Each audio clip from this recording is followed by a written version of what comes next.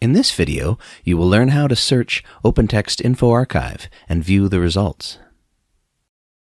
As an end user, you can see two tabs, the Applications tab and the Background Requests tab.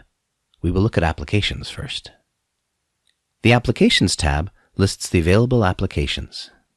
An application is an archive of data from a particular source. For example, baseball data or billing statements.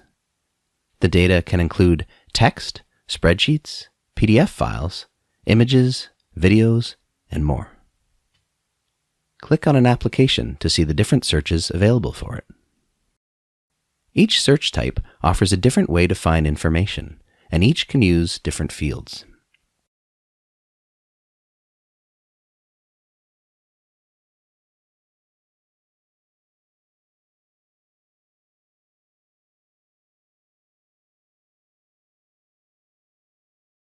Similarly, each search can include different fields in the search results. For some searches, you can expand the search results to view more information. For this search, you can see that the search results use asterisks to mask the first 5 numbers of the Social Security number field. Additional details are also available on the right, and links can show you even more. If InfoArchive calculates that a search will take some time to process, it suggests that you run the search as a background request.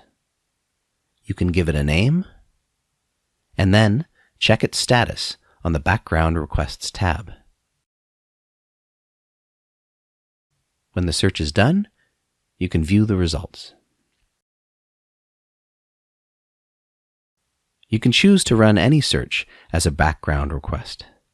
After you fill out the search form, click Run Search in Background. You can check the status on the Background Requests tab. Thank you for watching.